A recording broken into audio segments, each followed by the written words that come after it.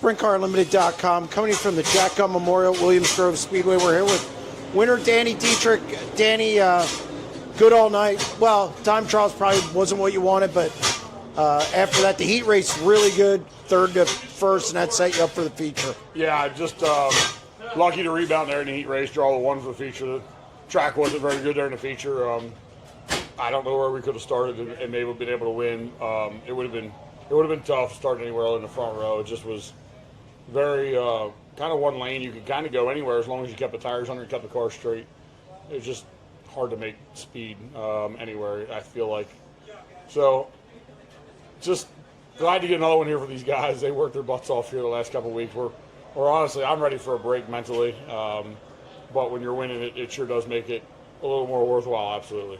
You know, it seems, and correct me if I'm wrong, it seems like if people are going to get you, they need to get you early when the fuel load's still on, because after that fuel load comes off, this car gets quicker and quicker, and that's what happened tonight. Yeah, I mean, it gets to the point where, like, I know that, and, you know, the start was important. For me, it's just, I need to get the jump, stay smooth, and if I don't get the jump, don't give up on it yet. I know it's going to come to me, but on tracks like tonight, it's so important to get that jump. Chase is fast. Anthony's fast. We're all going to be fast, and as long as you don't make a mistake, you can usually hang on and get these W's. So none of them are easy racing these guys, but when a track does what it did tonight, it keeps it kind of easy. The only job I had to do was just be smooth and then keep watching the bottom, waiting for the rubber to show up. Felt like it was going to come in. And it really one and two, it didn't really get rubber until it got to like almost up on the straightaway off turn two. Down here 3 and 4 was on the entry of 3. So once you can do that, you can kind of like let it wash across. But you know, it's just important to stay on top of the racetrack and keep moving around. I mean, it's crazy that the track's bad, this bad, and you still have to keep moving around on it, which that's my job. That's what we get paid to do. Getting fast at the right time. I mean, a lot of big money races coming up. Tonight was 8,000, tomorrow's 7,300. And then it just carries over to next week in Tuscarora 50 and all these big races. Now's the time to have some speed, yeah. And you guys have it. Yeah, I think the communication this year is better than ever. Mainly Jake and I. We've not been afraid to get out of our element and get out and try things outside the box here. That makes sense for us. I think we've done a great job finding things. There's been times we've stayed on things too long, but then we got to get back to our main baseline in a sense at times. So we've done a great job of communication, knowing what we need to do at certain racetracks, doing certain things at certain times with certain situations. It's just I would say it's probably one of my biggest learning years, and then put on top of that, we really got our engines running. It's I think here in September, we usually seem to struggle, I think, the most. And in the month of September, it seems to be our downfall of this race team. But I'm excited this year. We're clicking right now. I feel like we've been as consistent as we've ever been this year. Gary's happy. Everybody on the team's happy. We're having fun. And like I said, we're a little mentally wore out here. But, like I said, when you're winning, it makes sense. It's more fun for sure. You talked about the communication. Is that just you guys being together longer, and it's just kind of like, I hate to use the word old hat, but you guys have been together so long, and what's led to that communication being better this year? I've always said, and me and Todd Weicker joke around about it all the time, that we're never too old to learn, never too old to learn at all. And I think we're just getting a little more mature. Oh, come on. we're slowly trying things and getting off old habits. I've been so loyal to a lot of people that unfortunately I've kind of left a little loyalty on the table this year to get faster. Not that I'm really proud of it, but it's a business and we have to do that. I'm not down on anybody, dissing anybody. It's just what we had to do for our program to kind of keep going. And I feel like for all the more racing we've done this year, it hasn't been a ton, but it's been a lot in the last 2 months. I really feel like this is the best we've been. I don't even think we're to 64-10 races this year. This might be number 60. To have 11 wins is pretty damn good, especially with a lot of the big shows that we've run, outside the area. I'm super proud of these guys, and hopefully we can keep it going here going into September where the competition gets stiffer and stiffer. Last thing, 11 wins. We've mentioned it a couple times here.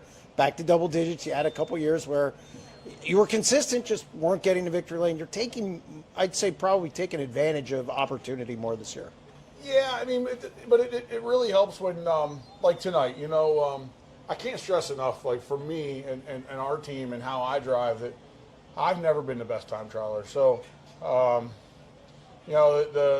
when I screw up one night like tonight and I still end up 10th quick instead of 17th quick, that's huge. I'll be the first to admit I'm not the best time trialer. I probably never will be.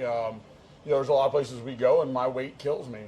We know that going into it. Gary knows that going into it, that my big structure and the extra weight on the car being, 40, 50 pounds heavy going across the scales is not good for us, and there's certain things we've tried to lighten up and gotten worse on, and there's things that we've lightened up and gotten better on, and it's just a balance thing. But at the end of the day, if we can get a motor that maybe pulls me out of something and makes, allows me to recover a little faster, that's huge for us. And like I said, it left some loyalty on the table, and I'm not happy and proud of it necessarily. I've built my resume and this race team on loyalty, and I hope that who we have changed things with, we stay with them for a long time. I really put a lot of work into when I make a switch that I'm making it for the long haul, not just for a little while. Well, congratulations on another one. Thank you.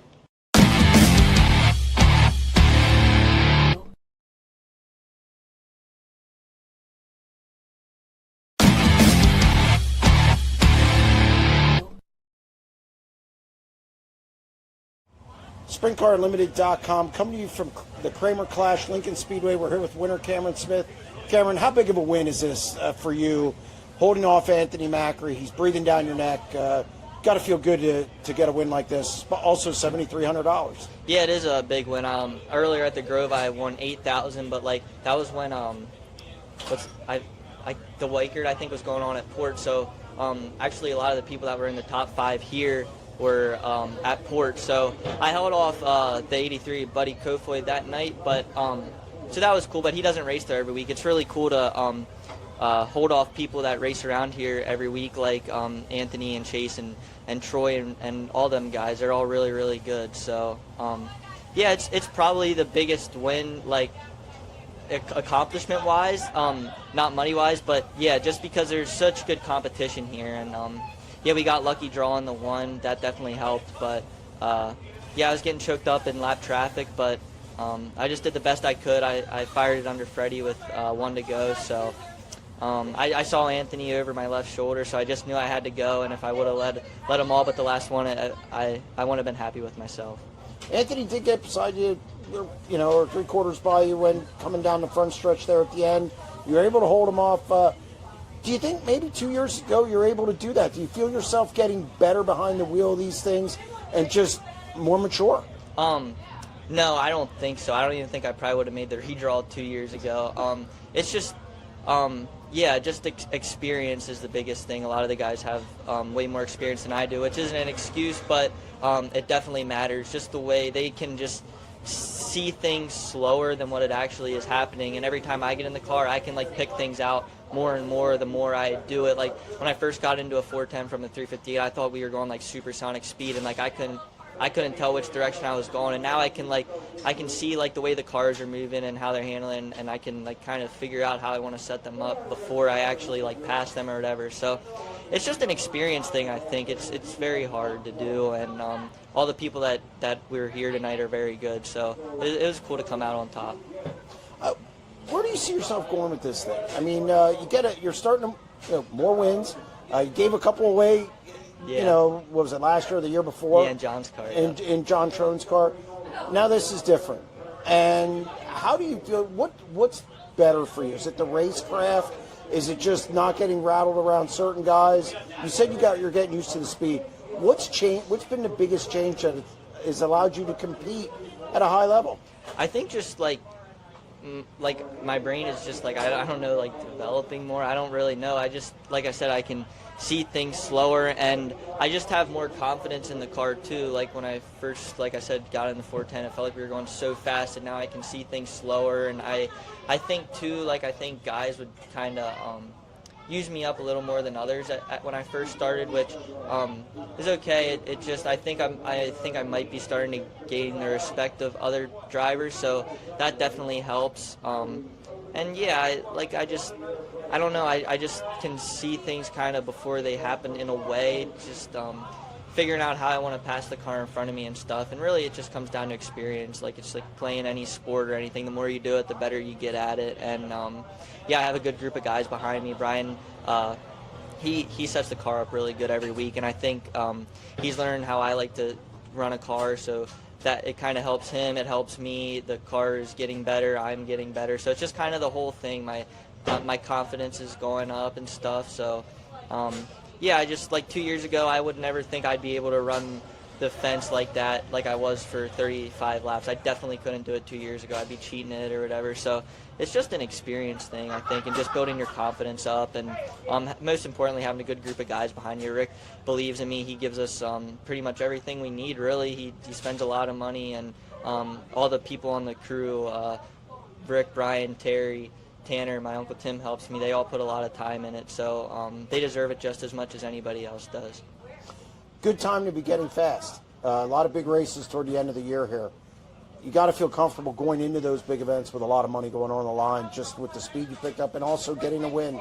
Never hurts. Yeah, no, it definitely doesn't. And I think it seemed like at the beginning of the year we couldn't time as good as we are now, but like we'd race as good as we are now. So now I think we're getting better at having the car better for early on in the night and later on in the night. So if we time good, that's the biggest thing, just putting yourself in position. Like if I don't draw the one, I mean, who knows, I probably don't win. If Macri's on the pole and I'm second, he probably runs away with it. So it's just a lot of putting yourself in position, timing good, and a lot of luck too. My nephew drew the one for me, so I guess next time I'm in a redraw, I'll have to have him draw for me. Well, nice win. Congratulations. Thank you.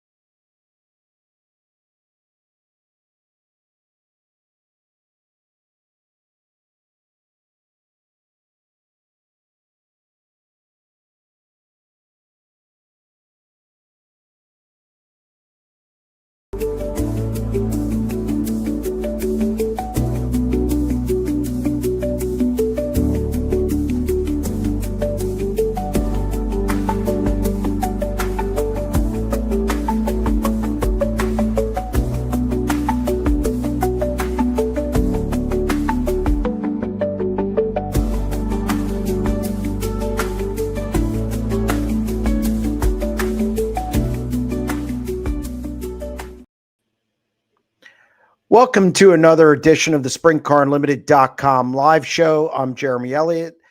Sorry for the technical difficulty. We just had an issue that we had to correct. Again, thank you for joining us on the show. We'll take calls. We'll go to the chat. We'll answer questions.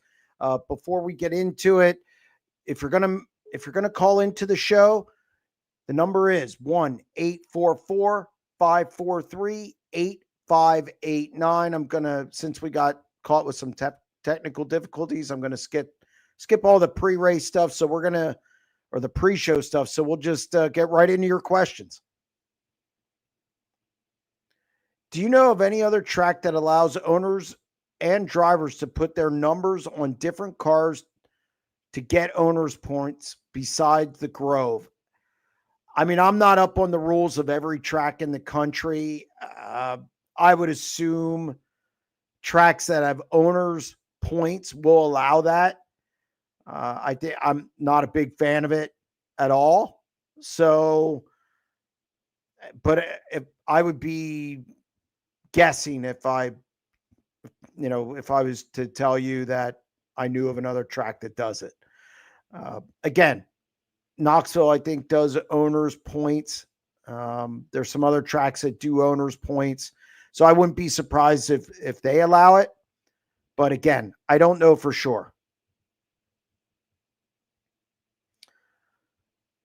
Will it be considered a letdown if Schatz and Silva do not get a win together? No, I don't think so.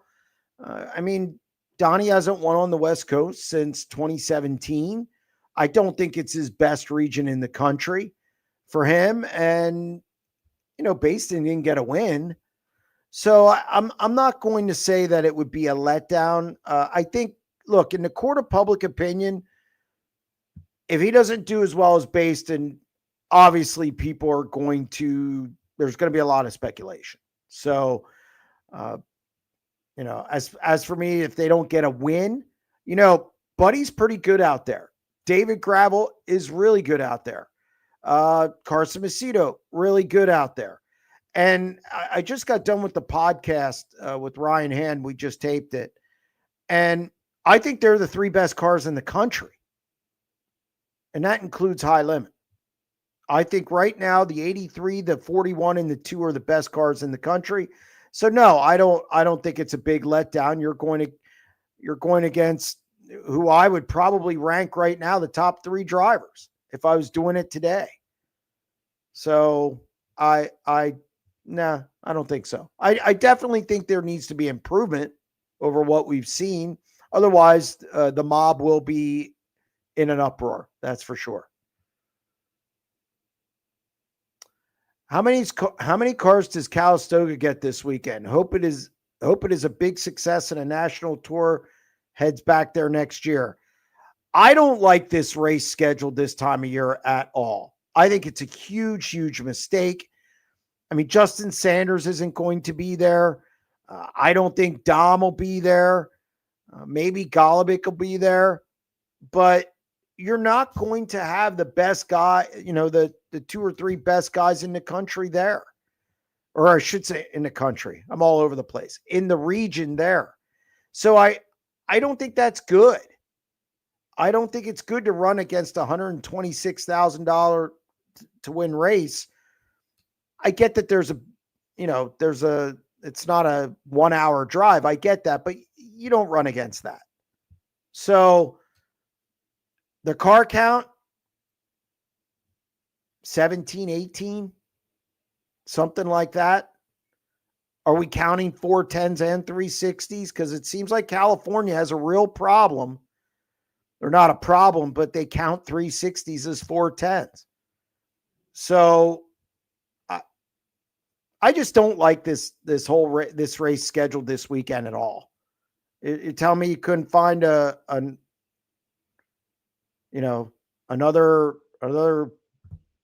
time to do it. And Lauda Hunt brings up a good point. Yeah, Dom's is going to run either a backup Starks car or another car. So again, it doesn't make sense to have this revitalization or rejuvenation of Calistoga and not have two of your top guys there. Just doesn't make sense to me. Does Spencer Basin running well in Paul's stuff? Well, it's Kevin Kozlowski's equipment. Paul wrenches on it. Stuff make the JMR crew chief look bad at all. The only driver he has results with is Corey. Look, I think a driver is much like a quarterback. You know, they get too much of the credit and too much of the blame. Look, it's still whether anybody wants to believe it or not, it's a team sport. It's situational. You know, who's to say that somebody else doesn't jump into 14 and you're talking about Shane Bowers. Who's to say that the car doesn't do well? You know, so again, I don't think it's a slam dunk indictment on the crew chief. I just think it didn't work out. It wasn't the results they expected, and they split. That's it. Any memories of Sammy Swindell slamming into the pace truck? Yes, that actually happened at Lernerville. It was, or it actually might have just been a push truck. So I was not there, but I heard about it within minutes of it happening. So yeah, it wasn't good. Wasn't good at all. Bad deal scheduling against High Limit. I agree. At Skagit has been the best at bringing the 410s back. They need to work together. I agree. The West Coast is very fragile when it comes to 410 sprint car racing. I don't think, I mean, if you look at the Gold Cup, you had 360s, or you had 26 cars the second night on the split field, and there were some 360s in there. That's not what Brad or the management team envisioned. I don't think that, I mean, I didn't have a big problem with it, but I know people who talked about it. So it was a good field, don't get me wrong, but it shows how fragile 410s are on the West Coast. So running against each other does nothing. It just does nothing. They have enough 360s to do it, but not 410s. And especially for a premier race, you want all your heavy hitters there. You want your California guys to come up to it. Obviously, whether it's the good ones or the upstarts or the guys on the rise, you want the guys from the Northwest there, and you want the National Series guys there. It's almost like if you had a World of Outlaws race at the Grove and Danny Dietrich and Macri don't show up. It's not a good look. So I really don't like when this race is scheduled. It makes no sense to me. How many entries for Skagit Nationals High Limit Show? I'm not sure. They didn't release it yet that I've seen. So, but I expect probably 45, 50, something like that. Any news on what the JMR 14 is doing? I have an idea what they're doing. I'm just trying to get confirmation. I'm not going to obviously release that without getting confirmation. I do have an idea of what's going on. Just got to get it confirmed by the team. Got to get it confirmed before I would release something like that. Any guesses on who Shots races with when World of Outlaws come east? I do not. I talked to Donnie the other night. We really didn't even get into that. So, he has 2 races at Huset's. He has the 6 races out west. And, there's options out there. I think, again, he could get in a lunch. I think he can piece it together. I think he could do something with Jason Sides. They put 2 cars on the track already. I think he could do something with Lunster again, maybe. And who knows? There might be somebody else out there. JVI helped him put this deal together on the West Coast. Maybe JVI can help him get something together for the last 15 races. He's got to fill 15 races. So we'll see what happens.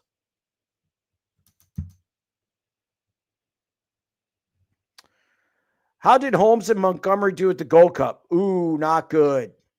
Not good. Not good at all. And I mean, the problem is people get prisoner of the moment. And look, Caleb had a good run in Placerville. Not going to deny that.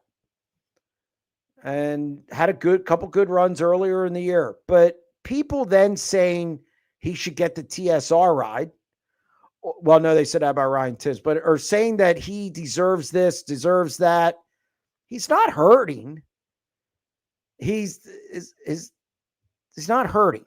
Okay. It's this idea that he's destitute, is overblown from what I'm told. But the other thing is too, look, he still doesn't, does he have a 410 win? And that's what I mean. It's just, again, I'm not diminishing what he did at Placerville. I'm not diminishing what he did earlier in the year, but to expect him to be on the podium every night against High Limit I don't think it's fair to him. So I'm not surprised they struggled at Gold Cup. Plus Sanders and Corey Day were clearly the best cars. Clearly. Ryan Timms running the Tusky 50. Yes. He mentioned that a couple times a couple weeks ago. He's going to come east. Anxious to see how he does at the Tusky. I don't think he's Shane Liebig, the car owner, hasn't been there. Ryan Timms was there, I think, once in the 27, I think. Trying to think if there was a rain out, but yeah, so it'll be interesting to see how the 10 car gets around that place. What happened to Tyler Walker? Left Eldora, mystery. Yeah, I have no idea. I haven't heard anything. I've heard some rumblings in the pit area, but you know how that is. You hear stuff in the pit area, you don't know if it's true. But I've heard nothing about him racing again this year or next year. I've heard nothing about anything with Rutherford, which, of course, I expected that. So I haven't heard anything. I just think, hope, don't know what's going on with him. Haven't heard anything. Do you think Donnie will contend for wins in the W card during the West Coast swing with the Outlaws? Again, it's going to be tough. It's going to be tough because Sanders is still going to be out there. Okay. If he's in the 2X, it's not like he's going away. And then you have your three, again, the three cars I think are the best in the country right now, which is the 83, the 2, and the 41. Schuhart runs well on the West Coast. So contending for wins, it's going to be tough. It's going to be tough. If he does, I think Votto is a place that he can, that I think is an option. To Larry, not really his bag. Not really, even if it was 7 years ago, 8 years ago, I would probably say that's a little rougher. Votto's the place that I think, and I think they go to Paris. I'm not sure.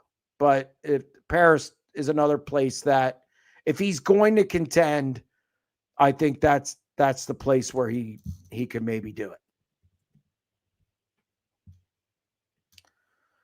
Any news on what the 35M main car is doing, being only 5 pounds out of NARC lead? Look, I think that just fell apart on that night. Joseph Terrell had the story on SprintCarUnlimited.com. It was, from what I gather, from what Joseph what he wrote and told me, is they were taking Thompson's engine out of the car, and it was some words back and forth, and then all of a sudden the seat ended up out of it. So, and then Tyler Thompson's now going to run his own car.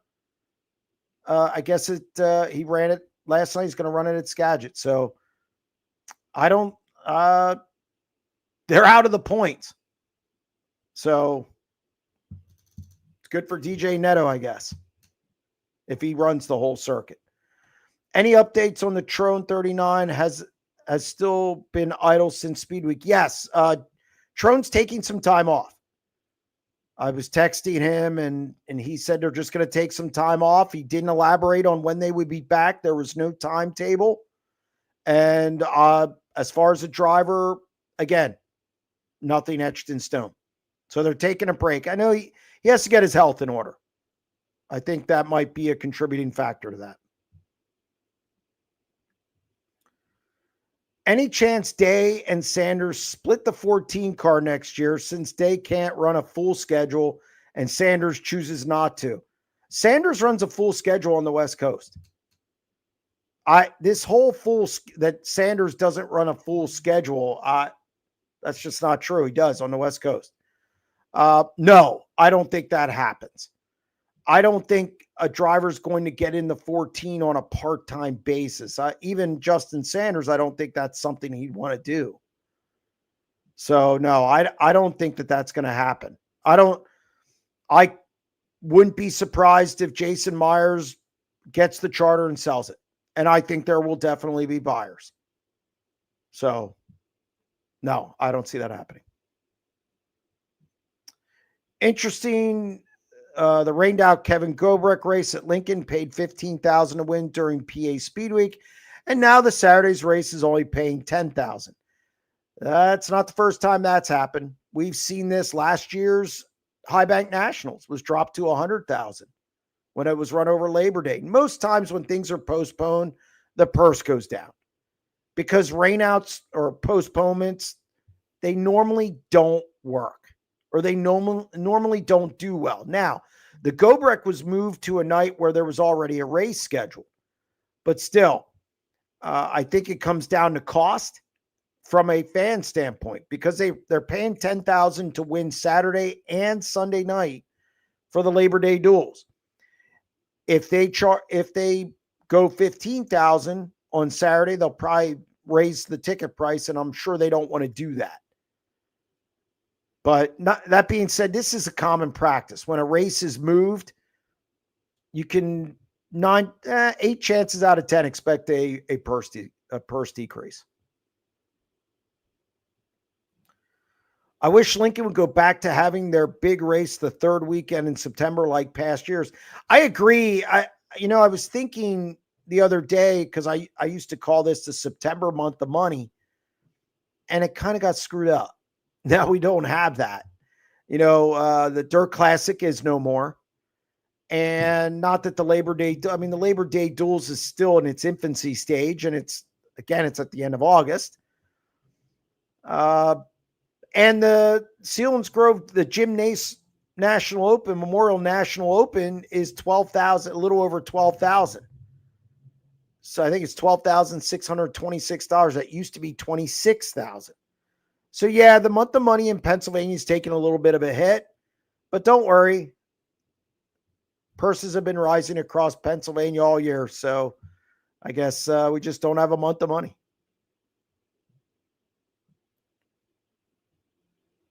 Who do you think will be in the Myers 14 this weekend at Skagit? I think I know who's going to be in it. But, again, I'm not. And I know that's a cop-out, but I've been texting with the team and I'm not about to just throw it out there. So hopefully I'll have the story tomorrow. Jim from Buffalo on line 1. Jim, how you doing? Good, Jeremy. Hey, wonderful seeing you out there at Knoxville. Always a good time and everything like that. Thank you. You got to get a hold of that guy with the Rangers ticket so I can buy them from him when Buffalo goes down there and gets shellacked. Well, it's only been 14 years.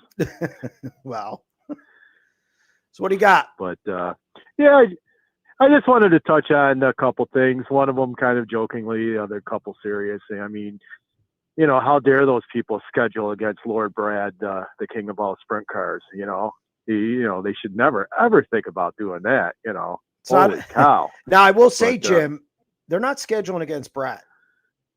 They're scheduling against Rudine. Mhm. They're scheduling against Blake Anderson. They're scheduling against $126,000 to win race. It's just stupid. I understand that. I understand it. Like I said, I wasn't so serious about it. But one thing though that did bug me is I didn't watch any of it. But the Gold Cup in August, come on, it was 100 degrees out there. It Yeah. used to be in September when the temperature would moderate a little bit. It was somewhat bearable. I mean, you ever stick your head in the oven? That's probably about what it was like. I've never done it on purpose. No, there was Joseph brought something up in his notebook about that. It used to be the week after Labor Day, and now it's the week. Mm-hmm. It's a couple weeks before, or it's the week before. So, yeah, I mean that's something they may want to look at, but I don't think it's going to change because it's going to be a high limit race, obviously. And they go back to Port Royal for the Tuscarora 50, and they're not about to give up that. So I think it's going to stay there. They're just going to have to figure it out. I mean, the first two nights were really good, but not that last night. You can't have it rubber up on lap 15 of 40 laps. And I understand the weather. I understand the wind.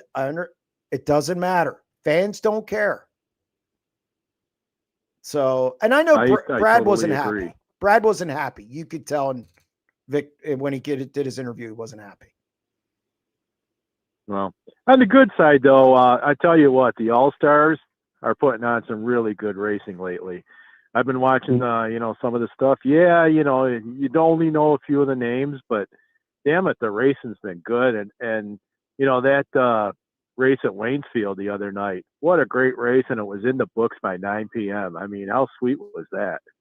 I keep stats for, the different series and in Central PA, and man, those all-star races are averaging 2 and 3 lead changes a night. It is entertaining. As for the roster itself, I think people, and look, it's not exactly a who's who. We know this. But at one point, David Gravel was running on the East Coast and in New York and running some all-star races, and people didn't know who he was either. So, I mean, do you get one or two people out of there eventually who end up being a future guy to watch in the sport? I mean, I don't know. I mean, we'll have to see, but that's what that series is supposed to be. So we'll see. We'll see if anybody develops. I like Caleb Henry. Oh, yeah. I mean, I'm not trying to poo-poo the guys. I mean, I know who they are. Yeah. But, because I'm into it. But, right. And I know the talent that's out there. I mean, but it's really cool that they're getting the chance to run against each other, not being localized and going to see new tracks because, that's where the next Outlaws come from, just like you said. I mean, I've been watching the All-Star since Burt, in the 80s, and I tell you what, after this last weekend with those two good races, he's got to be smiling down and looking and say, hey, they're doing well. Yeah, no, Rich Farmer's done a good job putting the schedule together, and I know that he didn't get all the drivers he wanted, but look, if the racing's good, the fans are leaving entertained, and I think the 9:00 thing, I agree. I mean, tracks just got to get done quicker. It's your headline division needs to be done at 10, and that's so. I mean, kudos to them for doing that. And again, I think they've had a good first season with the new All-Stars. Oh yeah, yeah. I think they've done well. But my last comment's probably going to piss a lot of people off, and I texted you there on X the other day about Williams Grove. That race the other night, I know that Danny Dietrich went out there and dominated. That was a snooze fest. I don't know if it was track conditions or whatever, but God, I love Williams Grove. I respect the history and everything like that. I don't know if the track can be reconfigured, maybe added some more banking or something like that, but it's I don't know. I don't know if they're going to put themselves out of existence because of the motor issue, because it's really hard on motors. I mean, it's 2 drag strips and turns. And like I said, I'm not trying to put it down, but number one, the racing sucked last week, and number two, they weren't done till when? It took forever. That show should have been done earlier, and I know people are going to point to the flip on the front stretch. I'm sorry. You're coming down the front stretch, you have a flip, granted, get it, but you don't need a fuel stop afterward, and you sure as hell don't need a 5-minute stoppage. Okay, that was way over the top. It dragged. Time trials at the Grove also are slow. They just they don't clip them off as fast as other tracks. So that's an issue. The racing, look, last week's race wasn't great. Granted, I agree. But I've seen some decent ones there this year as well. And it's hit or miss. It's a half mile. It's hit or miss. And yeah, I agree. I mean, I'm not trying to, get down on the place. You're right, because there has been some damn good racing, but just Friday night, something was missing, and I couldn't put my finger on it, but just, I don't know. I mean, it's a dirt track, 1 week to the next week, but I will say this, the weekly shows are dragging on. Yeah. The only time you see a good show there, as far as speed wise, is when the Outlaws are there, because they can push a show through just like nobody else. I mean, they get after it if they have to. The problem with that is their time trials. A pretty decent show. The problem with the Outlaws there is the time trials, because they're on the backstretch and it takes forever. It takes forever. Yeah. So to me, if you had carte blanche to do whatever you want at the Grove, I would bring turns 3 and 4 into the access road into the pit area. I'd reconfigure it. Now, again, if I had unlimited money, and the pits would go outside, I would gut all the trees off turn 2. I would expand that, and I would put the pits outside. All the pits would be outside. So again, it's if you have unlimited money, and now how much that would cost, I don't know. But you'd be able to run your time trials quicker, because you could just move everybody to the infield, to push off and have their mules there, kind of like Port Royal does. And I think if you reconfigured it a little bit, bring in that turn to the access road there, maybe that'll help a little bit. I mean, I don't know, but yeah, none of that's going to happen. By the way, none of that. I totally agree with you. I've been after him to move the pits to the outside of the track for a long time, but hey, who am I? And if I owned the track, I definitely would do it. Yep. Because look at what it's done for Babst and Lincoln, and especially Port Royal. Sure. I mean, it's like Danny Dietrich said one night. He goes, "Yeah, this used to be where the shitter was, in the infield." Yep. And I remember having the house on the infield there when I was a kid, and moving it outside was probably the best thing they could do. And look at all the rave reviews they got when they had to move all the haulers out of the infield last year. Or was it the year before at Williams Grove? People loved it. Yeah, they did love it. And again, I don't think it'll happen, but it just got to shake it up. Look, Central Pennsylvania's gotten a little stale. And I think I was just talking to somebody this past week about it in the pit area, a prominent person, obviously in the pit area, a car owner, and they said it's gotten stale. So again, change is not evil. Okay. Change is sometimes good. So we'll see if anything ever happens with it. I kind of doubt it as I sit here. Yeah, I agree. I mean, people were bitching about Eldora with Tony taking away the bottom and moving the track up and taking a little banking out of it. I'll tell you what, it's putting on some damn fine racing. That's for sure. Nobody's complaining now. No, exactly. My point indeed. Hey, you have a great one. NFL starting again Can't wait. soon, so go Bills. No. See ya. Can't wait. Thanks, Jim. All right. Who do you think wins the high limit points battle? I still think Brad will win it because here's the problem. The Justin Sanders story is really good. Okay, and eventually Aaron Reitzel's going to come back. And I think nothing against Reitzel. I think Reitzel's a top 10 talent in the country. And I've always thought that. Is his foot going to be okay? Is it going to heal properly and enough? The 7BC, again, kind of the same thing. Your Gio's in it if you're talking owners. I mean, the drivers is I think it's Brad, definitely. The owners is where they pay. So can Gio go on a run here?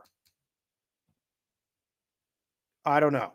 But I like Brad to still win the title. What's going to trip Brad up is Port Royal. Who's in the 87 at Port Royal? Now, Gio's not. Gio, I don't think he spent much time at Port Royal. But Port Royal's also been unkind to travelers as of late, except for Aaron Reitzel. So, and Rico last year on a rubber up Tuscarora 50 track. And Sweet won there. But Outlaw guys have struggled there. So I just think Brad has a lot in his favor going into the last handful of races this season. So this weekend could be big. You know, Justin Sanders really good at Skagit. I don't think Brad and Casey have meshed. I mean, his finishes have been decent since Casey's taken over in the pit area. So he'll be in the hunt. But again, he's got to get through Port Royal. Brad paid 360s extra money to come to Gold Cup. Yeah, I don't like it. I don't like the 360 bonus. I understand why he does it. And he does it because you want cars. I understand why it happens. I'm not in favor of it because I think if you continue to allow 360 bonuses and stuff like that, there's no incentive to buy 410s. I can go out there and run a 360 and get a bonus. What was it? $2,000, $1,500 to the highest finishing 360.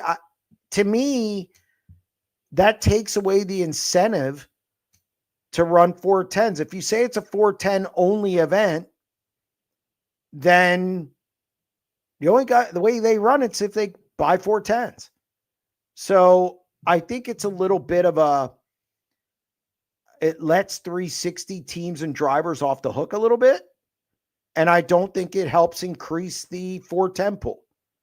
Now, again, I understand why Brad does it. Absolutely. And the reason they want the split field, could you imagine if they ran 50 cars every night? We might have had what we had Saturday, Thursday, and Friday. That would have been really bad. So I understand the split field. I like the split field. I don't think it hurts anything. But as far as the 360 deal, I just think it takes away the incentive to buy 410s and have guys move up. I believe the main race at Calistoga is a non-wing race this weekend. I don't care what it is. That's great. NARC's still on the schedule. Good, then run a non-wing race only and I'll be okay with it. I just don't, I'm not a big fan of,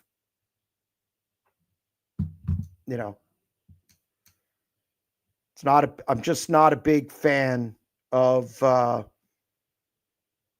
NARC running the same against that Skagit race.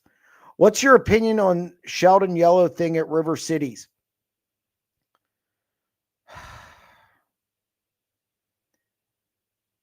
I thought of this during, there's just inconsistency throughout the sport.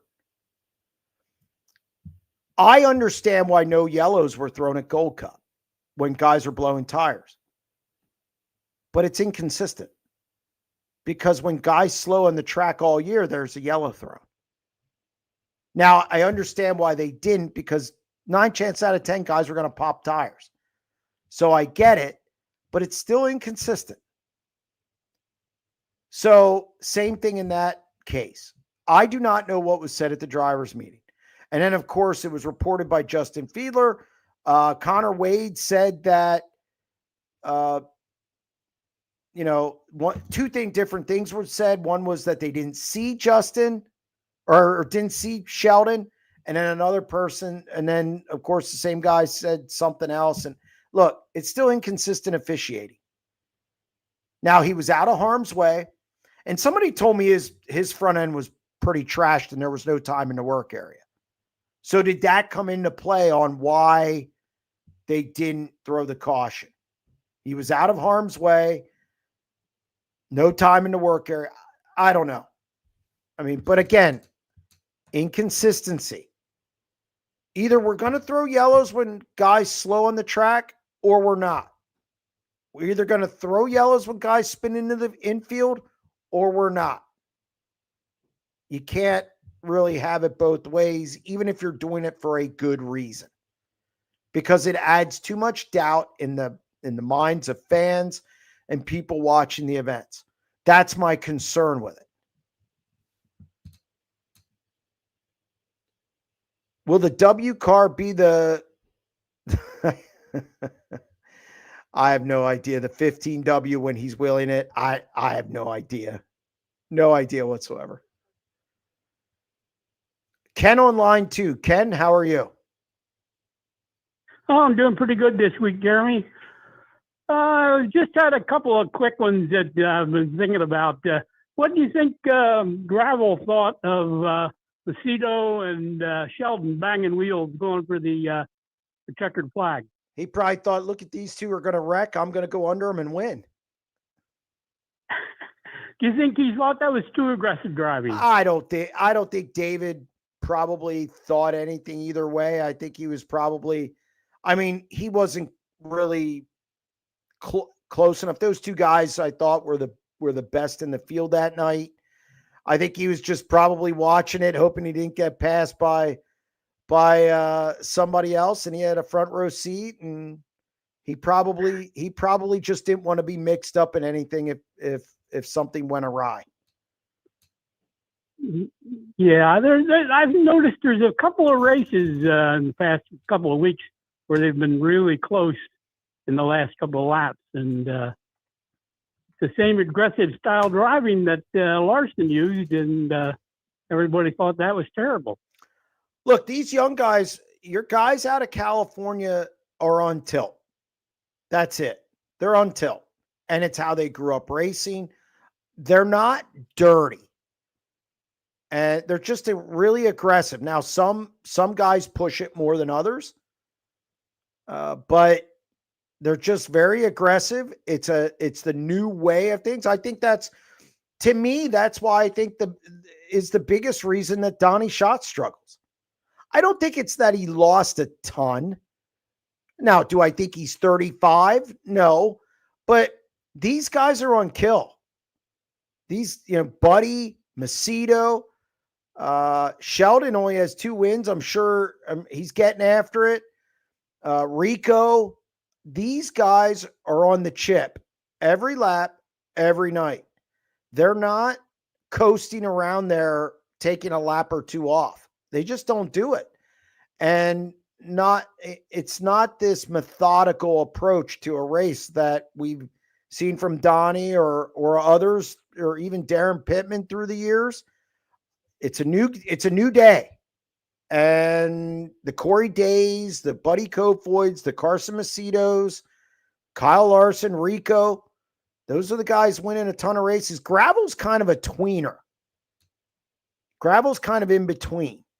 He's kind of a throwback, but yet he can get after it too. So, look, it's just going to be the way it is. Yeah, it makes for some good tight racing, and fortunately, nobody's gotten upside down. The other thing I was curious, the 14, they have Corey Day racing in California with the Outlaws on his schedule. So they aren't going to bring the 14 in the East with him racing out there, I can't believe. I don't think he'll run the World of Outlaws race. Maybe he does. I would be surprised if they keep. They said they're not going to have 2 cars anymore. I don't really know what to think of that date because I've heard that they will be at Port Royal and whatnot. Oh, okay. I thought maybe last night was their last race, but if they're looking for somebody to drive Skagit, maybe they are going to come in. Yes, they are looking for somebody to drive Skagit. I think they have somebody, but again, I'm going to kind of be tight-lipped on that. I apologize. It's okay. You hold you hold your information until it's official, right? Well, until it's official and until I can release it. My job is and look, it's still a business, like a racetrack. Mhm. So, yeah, no, I don't. I think they're going to try and finish the year and get that charter, and then from there, they still don't know what Corey Day's pavement schedule is going to be like. I mean, I've heard some things what it's going to be. If he can't run, maybe they get a driver for next year for the entire year. If Corey can run races, maybe they sell the charter. Those are the 2 things that are going to happen. It's going to be one or the other. And I don't see them having Corey in it sometimes and another driver in when Corey can't. That would really surprise me. So I think it's going to be one or the other. Yeah, I really don't think High Limit can take many more hits. I mean, they already lost Jacob Allen from last year, and they lost the Casey Kane car from last year. Yeah. And really, they only replaced it with the 87, which they lost the 8. So they're slowly taking some hits here. And if they would lose the 14, I think it would be a major hit. Well, here's the. I don't think. I mean, the 87 replaced the 8, but obviously with Aaron Reitzel, it's a big name. A lot better. And the cars, and yes, it's a lot better program this year than, say, last year. Obviously, they're winning a ton of races. Not a ton, but they're winning races. So, and they're in the point chase. So I think getting Aaron Reitzel, I think, helped tremendously. And they didn't have Corey Day this year. He's only run a handful of races. So I think High Limit's just fine. And I wouldn't be surprised if they have a couple guys, some new guys come into the fold next year. I'm not going to say who, but just watch for some other guys to come into the fold next year. So I think High Limit will be just fine. And I think the World of Outlaws will be just fine. That's great. All right. That's great. Good for racing if everybody's fine. All right. You have a good week, Jeremy. Thank you. I appreciate it. All right. Got another 45 minutes. I bet Shots will like that Schnee Lawson chassis. I think Donnie Schatz will be fine regardless of what he gets in at this point. I think he'll be fine, and I don't think it'll matter. Hey, Jeremy, do you see a scenario in the distant future? Oh, this sounds good. Where Flo gets the rights to the Knoxville Nationals and sanctioned as a high limit race, and would the Outlaws still use the 4 and 6 rule for it? I don't see Knoxville going away from the World of Outlaws and Dirt Vision. I think there's a familiarity there that Knoxville is comfortable with. Remember, they have a board. It's not just one guy or one owner or one general manager making a decision. They have a board. So I think the offer would have to be so incredible. And I just don't think Dirt Vision's going to give that up. I think, again, the Outlaws have been associated with the Knoxville Nationals for how many years? And I just don't think that's easy to break. You know, it's not like Port Royal. Port Royal's Outlaws history is not huge. Yeah, they have a history there, but it's not like Knoxville. So I just don't see that happening. I mean, look at Eldora. They get both in the same week. So I think there's always going to be coming and going as far as these streaming services and these tracks. I think as the landscape changes, I mean, right now High Limit has a pretty good package as far as sanction fee versus what, I mean, I've written about this, so I'm not giving anything up. Their sanction fees cheaper, and they give some pay-per-view money back. So that is a selling point for High Limit. However, I don't think it's like for a Knoxville, I don't think that's something that comes into play so much. So I just don't see that happening. I just don't see it. I would be surprised if Flo gets the rights to Knoxville. I thought Bloomfield 18 Tugnati car looked sharp at Gold Cup. Yeah, I think Bloomfield looked pretty good throughout the week. So again, it's these younger California guys. I'm not quite 100% sure how old he is, but again, out there, it's just different. It's just different. We were just talking on Ryan Hand and I were just talking on the podcast about Cameron Smith in Pennsylvania, and he said, "Yeah, it's good to see a young guy do something, since we don't have any." And I'm like, "That's one." California has a bunch, and the Northwest now has a bunch. So, he had a good run. Are there any updates on Aaron's return? Will be in the car after Skagit. Yes. As far as I was told by Brian Ridge that Aaron Reitzel will be back for Port Royal after Justin Sanders wins Skagit. Yes, I expect Aaron Reitzel, unless there's some kind of setback, I would expect Aaron Reitzel to be the driver at Port Royal. Who is Tanner Thorson's closest comparison on the Outlaws Tour, in your opinion? Logan Schuchart. Pass a lot of cars, don't always qualify well, buried, but can come through the field. Now, I do think Logan Schuchart this year has time better and been consistent. I think Kyle Pruitt's brought a certain organization to that team. I think him and Logan work well together from what I've seen. Now, I'm not out there every night, but I would say Logan Schuchart, which is somebody who can start back farther in the field and come through and pass some cars. Very reminiscent of Logan Schuchart's season last year, if you take a look at it. Do you have Starks competing for the win at Skagit? Yeah. In fact, Ryan Hand and I did our Skagit picks. Now you can only pick a driver once. So that obviously, changes things. Because if somebody takes a guy that you want you can't take him the same night. But Ryan has Starks night 1.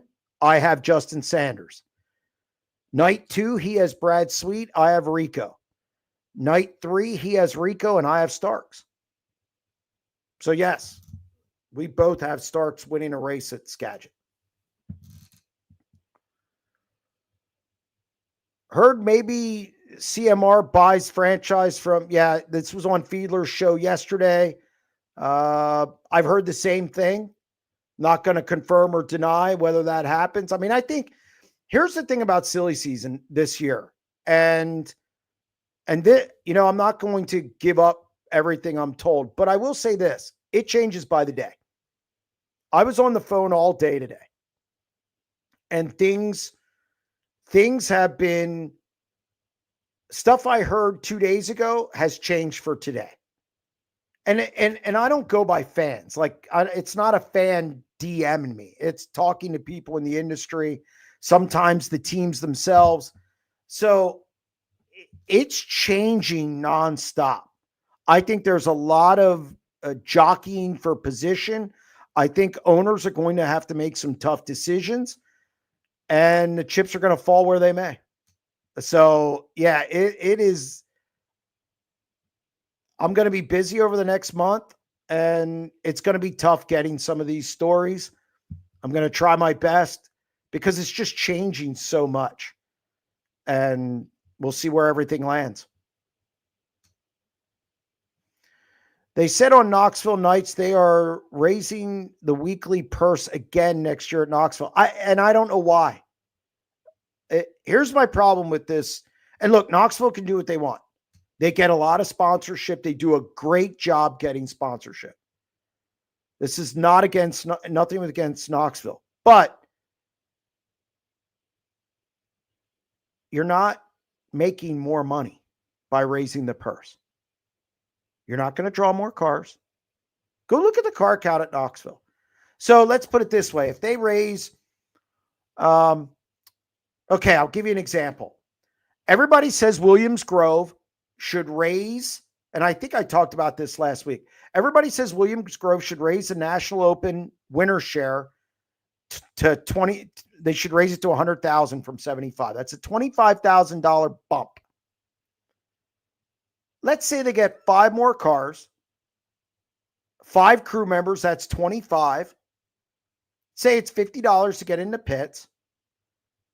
So you're looking at, to do the math. You're not making up that $25,000 is my point. You're not drawing more people, whether it's 75 to 100,000. Knoxville, they pay well now. Now, if they're distributing it down through the order, I get it, and I think that's good. But if I'm not mistaken, they pay $1,000 to start now. I think their purse for a 410 show, I think, is in the neighborhood of 40,000 weekly. I just don't see how you're making money. Now, they kill it at the Nationals. It doesn't matter. I mean, look, the Nationals, I would love to know how much they make at the Nationals. But this purses thing, you got to look at it economically. And I just don't know if tracks are doing that. I know why Knoxville wants to keep their guys home. And I get that. But I don't think it's going to do it anyway. I think Knoxville is a commuter track. I think people blow through there. I think high limit's good for Knoxville because the Ricos and these other drivers, when they're off, they're going to go run Knoxville to get laps for the Nationals. And I think that brings people, although I don't know if it's enough to warrant a purse increase. These guys are going to come anyway. Yeah, the Nationals. I don't know why you need to increase the purse. And look, Knoxville can do what they want.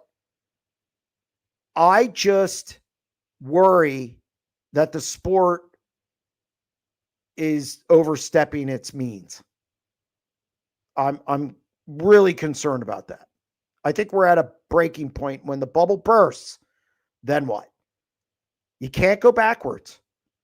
Once you go forward and raise purses, you can't backtrack on it. That looks really bad. So I hope that isn't true, and they just, unless they tweak some stuff in the middle, maybe, but not like not as big as they did last year. I understand why they did it.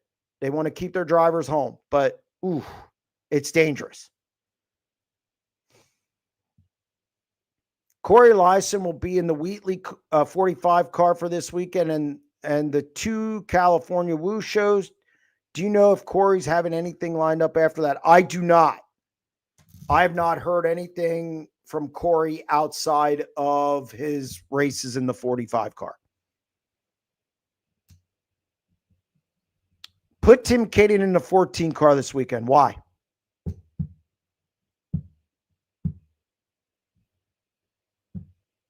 I don't know why. Why Kading over, say, somebody else who maybe has a resume equal to or bigger than his?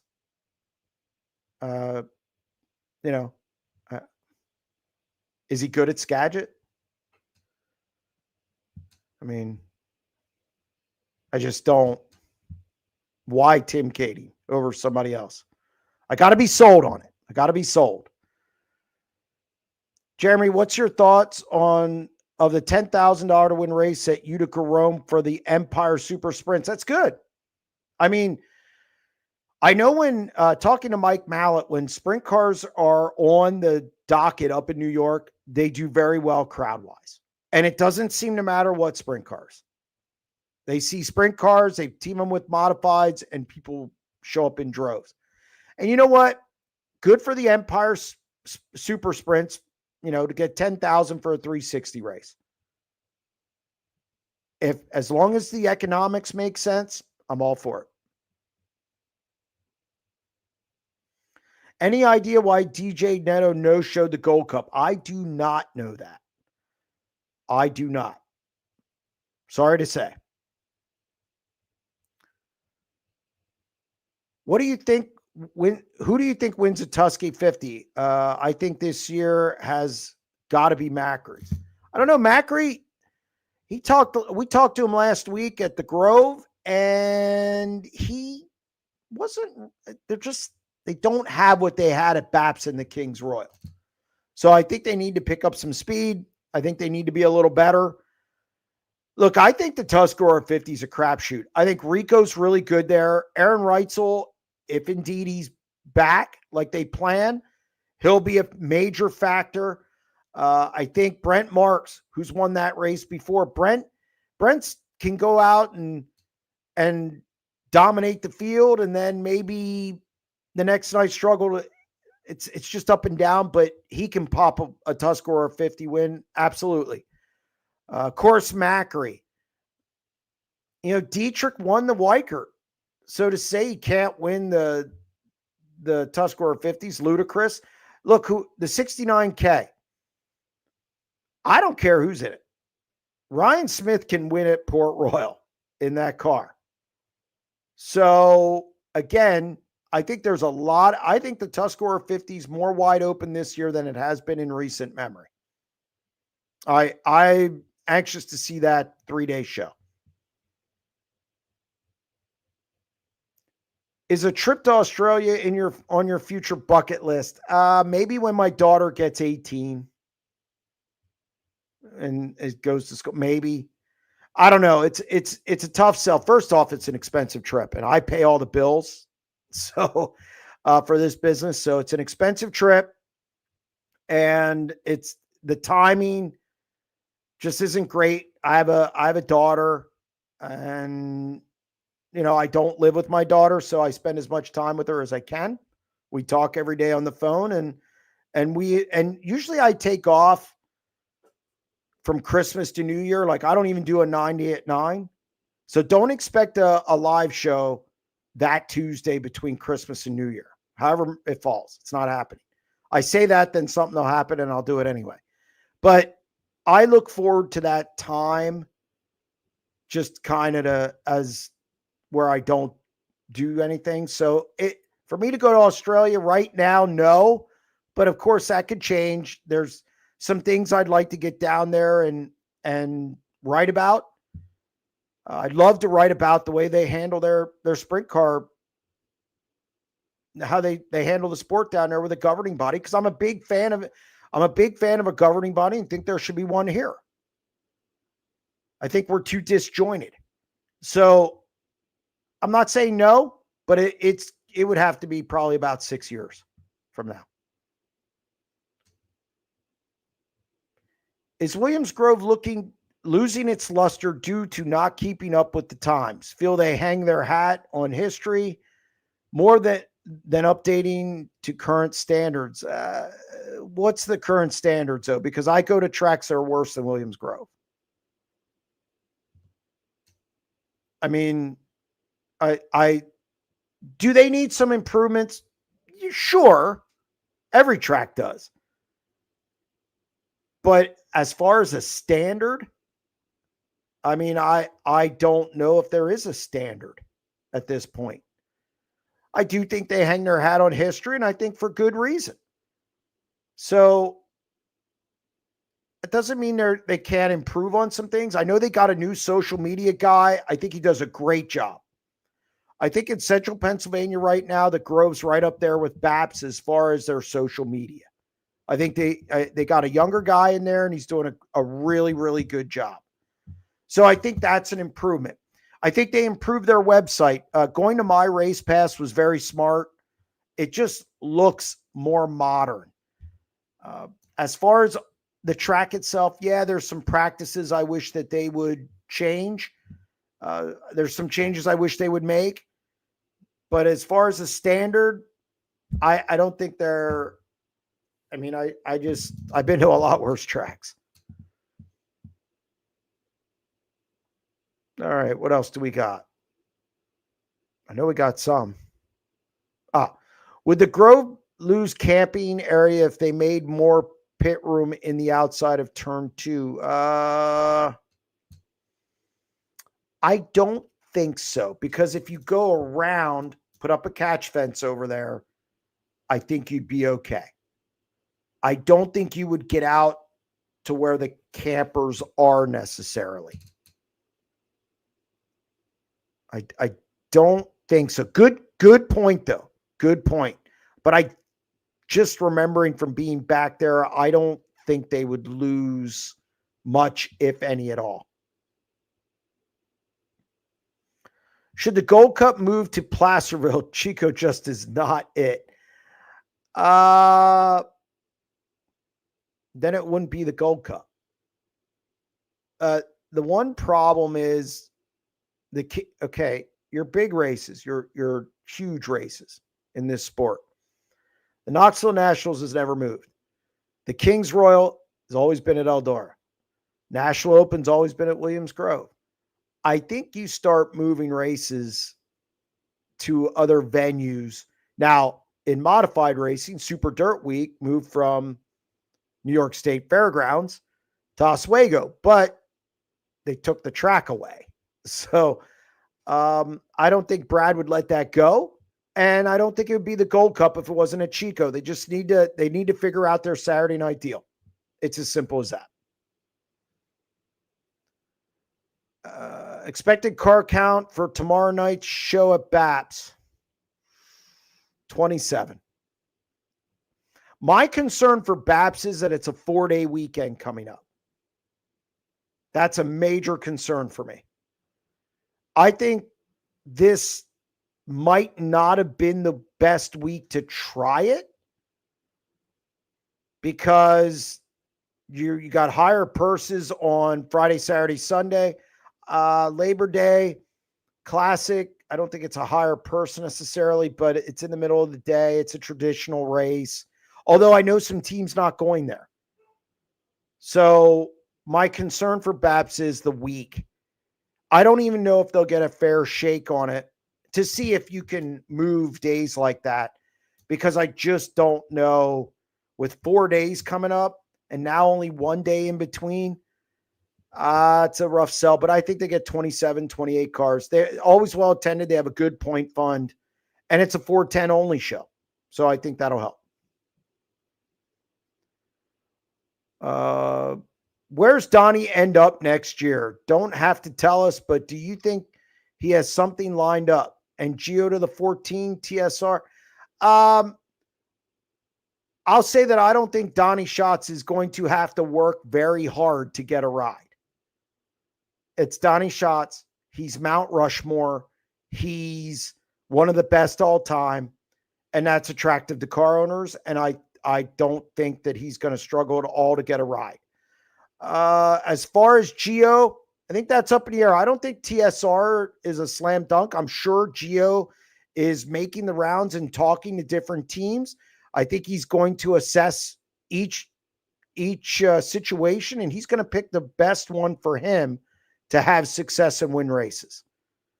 I don't think he's going on a name. I think Gio's very, very calculated. Gio is a guy who, when he makes a decision, that's it. He doesn't look back. So I think Gio's going to be very calculated with this and put himself in the best situation possible. And I don't think we know what that is yet. Knoxville's tests new tech from Musco Lighting the other night. If it works, no extra laps before the start of A mains due to smoke from fireworks. Good. We don't need more fuel stops. Will Brenham Crouch be in the 5 next year? I think that's probably up in the air. I think there's a possibility he is. Maybe not. I mean, I've not really heard I haven't heard much about that situation, believe it or not.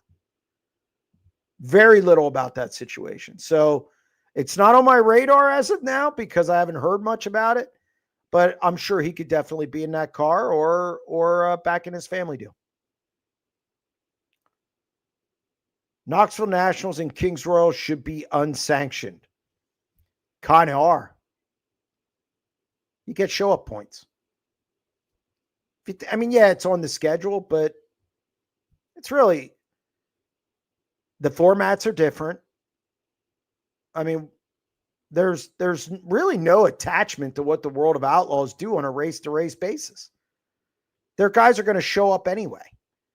So the format's different. They get show-up points, so nobody gets an advantage. To me, it's like it's unsanctioned, so as it is. So I really don't think it's a big deal either way. Grove needs more handicap races and less time trial races. Sounds like you've been talking to John Westbrook.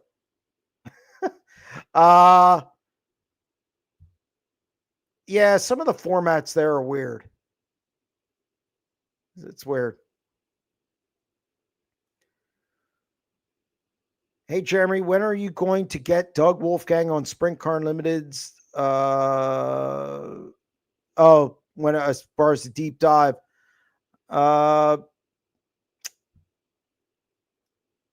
Here's my problem with getting certain guys.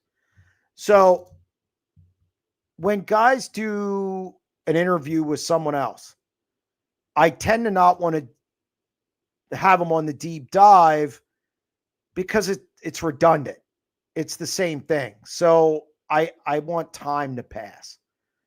So even though I'll probably 9 chances out of 10 ask different questions and maybe focus on different things, I don't want to do I don't want to do the same interview or have a guy on who was just on 2 weeks earlier. I just don't think that works. So that's kind of, I mean, look, I'd love to have Doug Wolfgang on. We had Deuce Terrell last week and he was great. So at some point I'll try and get Doug Wolfgang on. Jeremy, what tracks will be added, deleted to high limit and Woo schedules next year? That's a good question. I will be surprised. I think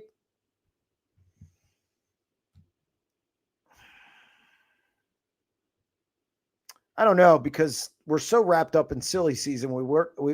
I haven't really heard much about tracks coming and going. I don't know if high limit's going to go to California after Vegas. I question that. I wouldn't be surprised if they duck down to Arizona and then come back east through the south or whatever. So the thing with high limit is, and I think if you ask Brad this or Mike Hess this, they would agree, they're still trying to get a schedule in place. It's going to take 5 years to get like this set schedule where you have, I think every year they add dates that are going to be staples. Things like the Joker's Jackpot, the Eagle Nationals. I think Vegas is going to be a place that maybe is going to be a staple to start the season every year. I think, obviously, the Port Royal dates, the Weikert, Tuscarora 50. I think those dates are going to be entrenched every year.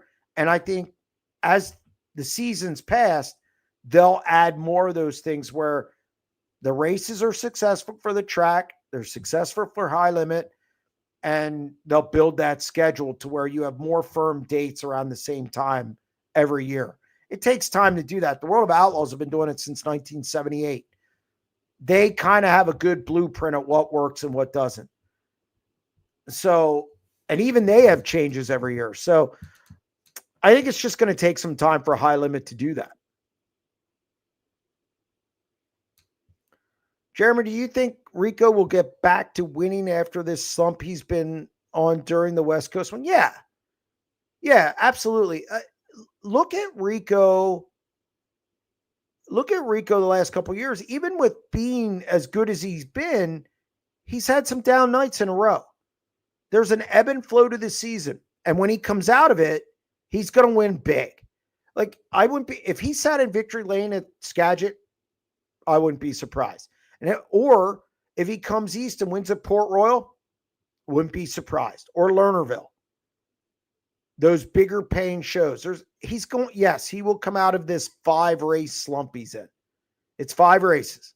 He was good at Knoxville, and then these 5 races, he has one top 10. And it was 7th last night at Douglas County Dirt Track. I do think, though, he comes out of it. No doubt in my mind. Do you think Bill Balog's success this season will inspire more small teams to take a chance at running a national tour, be it High Limit or Woo? I think it already has. I mean, I think if you look at the High Limit tour, I mean, Danny Sams, Chase Randall's out there. Now, Chase has Albach. I think Cy Lynch, people like that. Yeah, I mean, look at Zach Hampton's with Bill Rose. You have Connor Morrell. I think it's already inspired people, and I wouldn't be surprised if it inspires them further.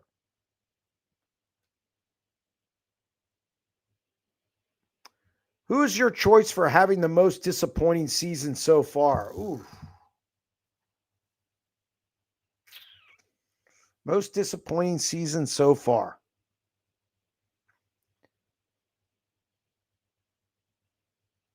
Off my expectations? Well, I mean, you have to say Donnie, because I didn't see him getting fired. I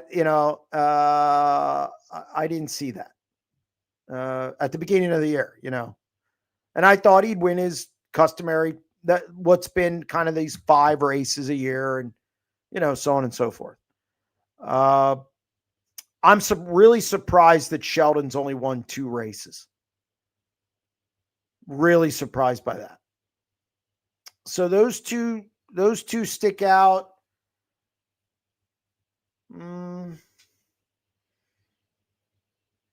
Trying to think if there's anybody locally. I thought Freddie Raymer would get back on track more in Central Pennsylvania, so that's a little disappointing. I thought he would win more races and be better at the Grove, and even when he, going back to his own car. I know that takes time, but I thought he would be better. So I'd say those guys right now. From Rumor Avenue, sounds like Sheldon on the hot seat. Yeah, I mean, I've heard everything the last couple weeks. J-Mac running Skagit, or is he going home? I think he's scheduled to run Skagit. I don't think he's scheduled to go home yet. I think it's like mid-September or something, or mid-September, end of September. No, so I think he'll definitely be at Skagit. I think they should put Spencer Basin in the 14 car this week at Skagit.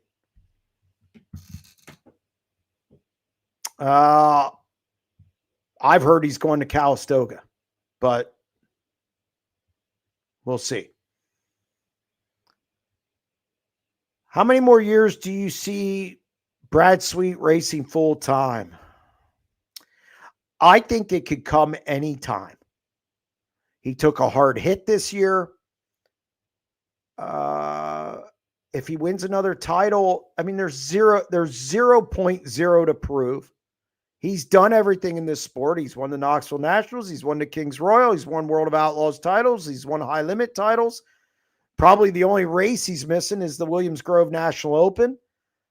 He hasn't won the Gold Cup yet. I could see, and here's the thing, he has high limit. Imagine what high limit, because Brad truly is hands-off race day. I think if Brad, I do think he's divided. He can say he isn't. That's fine. I do think when he puts his helmet on, he's a driver, and I get that. But you can't tell me he's not looking around thinking stuff. So, I mean, I think it'd be beneficial for high limit that if he wasn't divided. So I think it could happen anytime. Let's put it this way. If it happened at the end of this year, I wouldn't be surprised. And if it happened 2 years down the road, I think 3 years is the max. 2-3 years is the max. And again, if he walked away at the end of this year, it wouldn't shock me. Is Dylan Cisney going to be back in Robbie Kendall's car at Port Royal this weekend again? From what I gather, yes. When Robbie Kendall wants to come back, his wife had another child. He wanted to spend some time with his family. Dylan Cisney is going to drive the car until Robbie wants to come back. And I think that's the fair races. I think Dylan will definitely run the fair races. I don't know if you watched, but the Douglas County dirt track is kind of a hidden gem for the West Coast. I agree. I thought it was really racy. I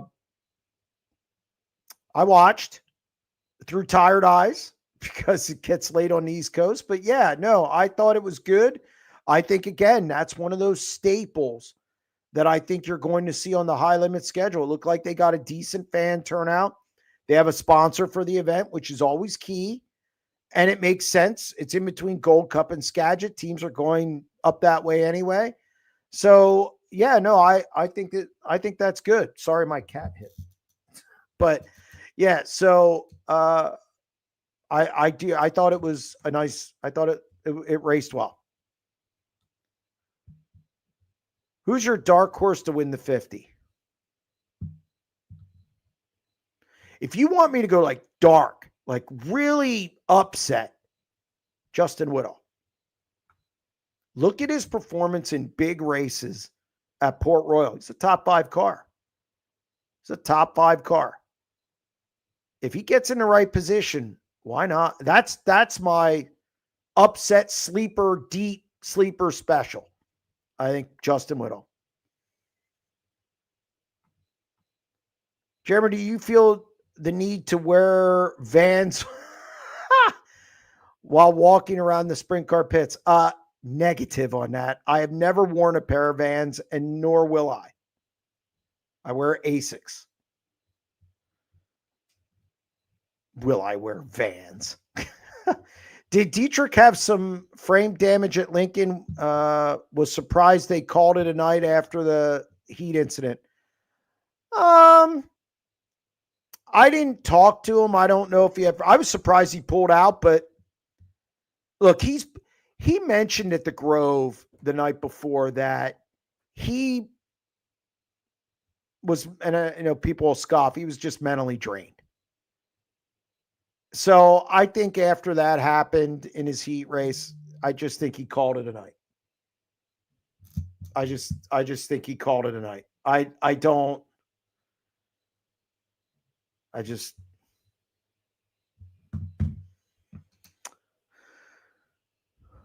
Any chance American Racer might be more visible as Hoosier just seems to be getting more exotic in their pricing? I like the word exotic. Or figure, Jim, or do they offer too much money to series and tracks? That money's dwindled. That money to track has dwindled a little bit. And I just think the problem with American Racers is this. Say a track wants to go with them. You're going to be on an island. You need a dancing partner. You need more than one track to do it. That's number one. If you're a series, same thing. You don't want to be out on an island over here where people have to spend more money to run your races. That would be a problem. So the other thing is, let's say we just get rid of the tire roll altogether. Well, what if Hoosier then says, which remember, Hoosier's owned by Continental, not owned by Hoosier. Continental is a German company. I could see them going, we don't need this racing anymore. If they, let's say they close that deal, just speculating. Can American Racer provide enough tires for sprint car racing too? Probably not. I think people don't realize how fragile this sport is. Just look at the insurance problems. Look, which I can get into that too. And look at the tire. It's not as simple as just switching, is what I'm saying. You better have dancing partner, and you better hope Hoosier doesn't pull it. There's all kinds of variables that go into it. Hi, Jeremy from Perth, Australia. Geo to second Clausen Marshall car. I've heard the same thing. We'll see if it transpires. It's definitely something I'll check on, and maybe I have already. But it's definitely floating around out there. Tuscarora 50 National Open or Wednesday, Sunday of Speed Week. If I had to pick one to go to, which one would be the best to go to?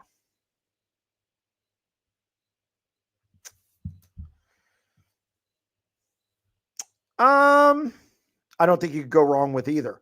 You know what you do, Corey? You go to one, and then you, like a year or two later, you go to the other one. Speed Week's really, you get more variety, but the Tuscarora 50 and the National Open are happenings. Like they're two huge races. Speed Week's really good though. And if you go Wednesday to Sunday of Speed Week, you get the Mitch Smith Memorial, you get the Hodneck Cup, you get high paying races. Next year, the Steve Smith tribute is going to be $40,000 at Lincoln on Monday. So you can't go wrong with either of them. It's all what you want. You're going to see Williams Grove and Port Royal anyway if you go to Speed Week. But again, the National Open, still the National Open. You have the Outlaws. Tuscarora 50, still the Tuscarora 50. You get 3 nights of it. And you're going to get High Limit. You're going to get World of Outlaws, of course, with the National Open. So, man, that's a tough call. I think you try and do both. I think racing should go back to handicap and do away with time trials. It makes for better racing. It all depends because there's so much parity now. You can't start guys 18th and have them come through the field. You can't start them 15th. You have some instances like last night, Corey Day. It does happen sometimes. But it used to happen all the time. Now it doesn't happen. And there's going to be nights where it's going to be just boring. Now, you could say, well, it's that way now. I don't think the racing's that boring. You have nights, yes, but I don't think racing's that boring. I think it's easy. I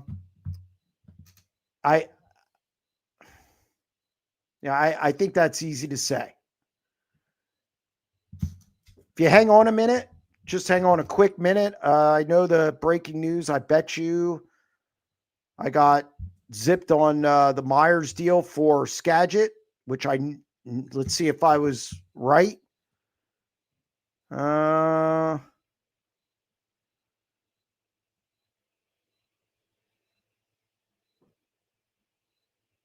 on. Yep, Darren Pittman will be running at Skagit. Trey Starks at Port Royal. Justin Sanders will be at Lernerville, Eldora, Lakeside in Texas. Corey Day, Lawrenceburg, Thunderbolt, Bridgeport, Pat Valley, Williams Grove, Lucas Oil, and Charlotte World Finals. So there you go. I knew about the Pittman and Trey Starks stuff. I asked Jason Myers today. He said he couldn't tell me till tomorrow, but I guess it came out tonight. So be it. So there you go. So you're going to have Darren Pittman at Skagit. You're going to have Trey Starks at Port Royal. Justin Sanders will be running the car. Corey Day will be running the car. So there you go. The Justin Sanders, Lernerville, Eldora, Lakeside, in Texas, Corey Day, Lawrence. So 4 drivers will fill out the season. There you go. Do you think the World of Outlaws will be back at Port Royal, and what made them stop going there? No, I don't think they'll be back.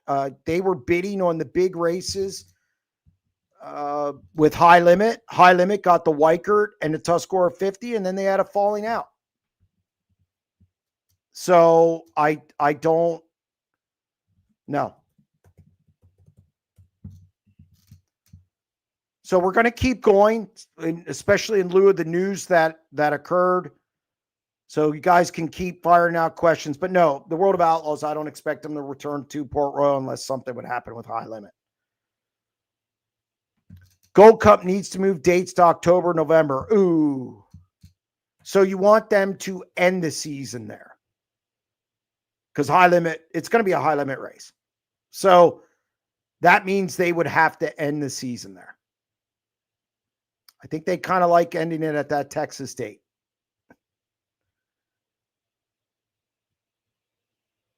Do you think Ramsonville will be back on the High Limit schedule next year?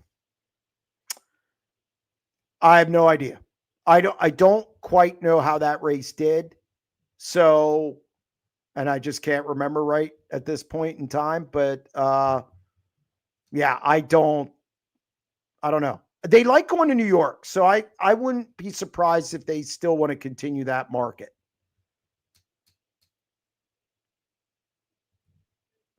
Who do you think Group 1 for Skagit Nationals pool will be? Corey Neeshaw. By the way, play Corey Neeshaw's pools. He does a great job. It's growing, and he has the year-long thing, so I recommend it. Justin Sanders should be in it. Trey Stark should be in it.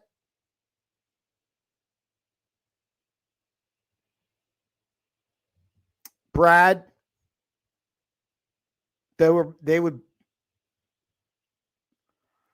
see. Rico's a tough one. Rico's the tough one because he's not performed well. If Rico's, and I don't know his stats at Skagit, but I know you do.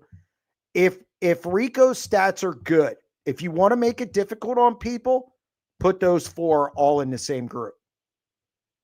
If you want to make it difficult, put Sanders, Starks, Sweet, and Rico in the same group. Because you'll have people picking all over the place. You're not going to have one guy. Whereas if you move Rico to Group 2, people will take him.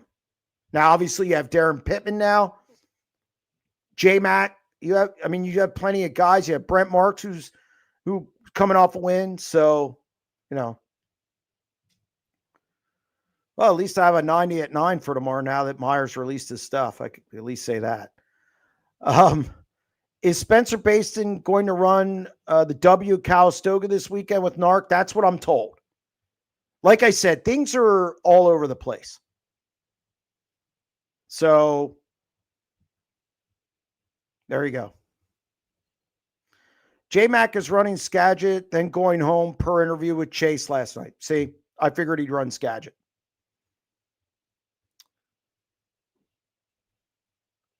Will this be Corey Day's first visit to the Grove? And if so, how do you think he'll manage?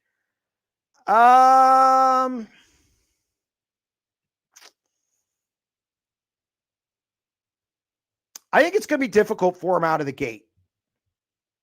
I think it'll be difficult out of the gate.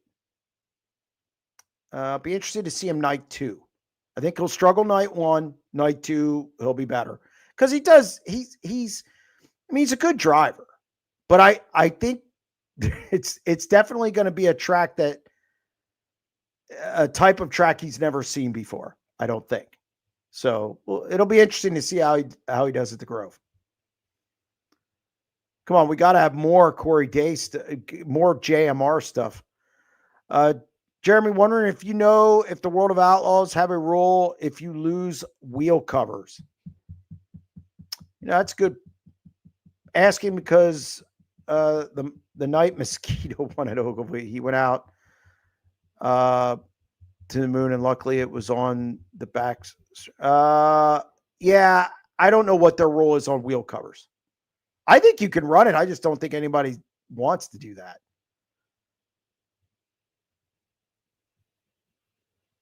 Will Danny Dietrich win tomorrow night at BAPS? Easily the favorite. Easily the favorite. He's really good at BAPS. Actually, I think it's his best track. People used to say Lincoln, and no, it's BAPS. Chase Dietz is the guy, though, who can beat him there. Didn't Sanders and Day, JMR hate each other? Funny that changes. Yeah, they had that blow up last year, that dust up last year, and I guess that just isn't the case now. So after all the hype for betting in sports, what do you think it's done for the sport so far? Nothing. I don't think it's done anything. I don't think it's not widespread enough. It's not. It's like I can't bet in Pennsylvania. If you can't bet in the biggest sprint car area of the country, then what's the point? So no, I don't think it's really done anything for the sport. When are you coming to an all-star show? I missed the ones in Central PA because I was in Wisconsin. So I'll get to all-star shows. I want to get to Ohio Speedway. That's definitely something I'd like to see. I've always said I want to get to that. Then there's some tracks out there I wouldn't mind seeing. So Ohio Speedweek's probably the first time, and of course Central PA when they come through Central PA. How will Pittman do at Skagit? He'll be a solid, consistent car. I mean, they'll top 5. I mean, Pittman's really good. So the problem with Darren is I think people overlook him sometimes because he's not flashy, but he's really good. He's really good. So I would say top 5.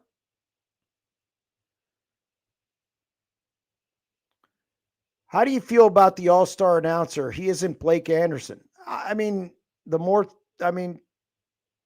Blake left. So I think he's fine. Got to let him get his feet wet.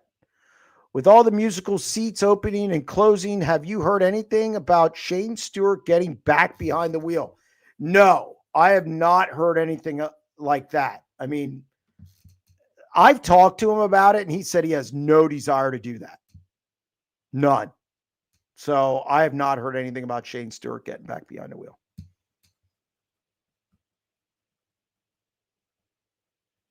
Pete on line 3. Pete, how you doing? I'm all right. How's it going tonight?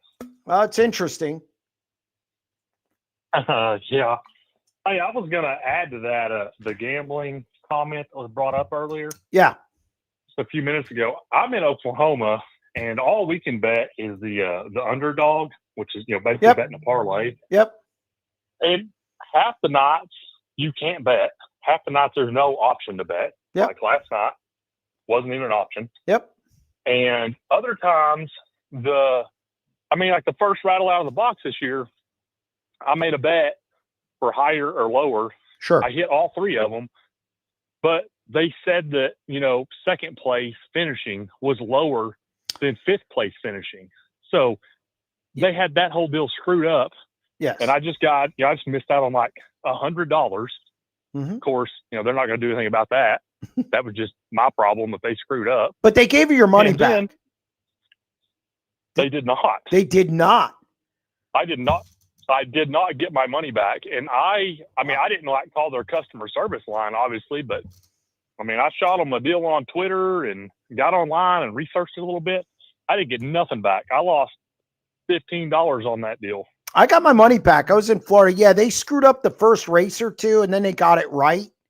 Somebody pointed it out, and now I was fortunate enough to get my money back, I guess. So Yeah, I didn't get my money. sorry to hear that. But yes, gambling, it's been a big. The other thing is you can't bet better or worse now, or I can't at least. No. I can only bet better. Yeah, they totally And I missed don't the know mark if on that's this. an Oklahoma thing or across the board. No, I think this has been a big whiff. I think there's a couple problems. A, you've got to get on bigger platforms. You've got to get, I just don't know if sprint car racing as it is now is popular enough to make it substantial to where FanDuel or these bigger apps want to pick it up. I mean, the object is to want to get is for DraftKings or FanDuel or somebody else to pick it up. And it's just not big enough. There's not enough action, as they say. And then the other problem is their odds are terrible. Like, they're bad. They have no idea plus minus. Like, you've got to have a favorite. Look, when Kyle Larson rolls in the track, he should be minus 110. You can't make him plus 400. You're losing money. You're hemorrhaging money. I have noticed, it seems at least, after they've really botched their odds, the next night you can't bet the race. Well, see, that's like I'm just guessing they paid a bunch of people a bunch of money during Gold Cup because last night I couldn't bet on it. Right. And that seems to be the pattern. It's they lose their ass and then can't bet tonight. So I don't know. I feel like they're a little closer on USAC than they are on wing sprint cars. Well, they've been doing it longer in USAC. That's just my opinion. They've been doing it longer in USAC. Yes, they had all year last year. Yeah. Yeah. And I feel like they're quite a bit closer there than they are with the wing sprint cars. And the late models on the World of Outlaw side, to me, aren't terrible either. I mean, they're terrible for me because I try to take the easy bets and there's not really a bunch of them. To me, they're pretty close. So anyway, I just thought that was interesting. I haven't heard that brought up in a long time, at least. And when they mentioned that, I'm like, I'm going to jump on this train because I got screwed out of that money at the first of the year. I did not get a refund like apparently some people did. Yeah. And the odds are just, sometimes they're okay and other times they're just terrible. Well, as of now, I'd say it's done nothing.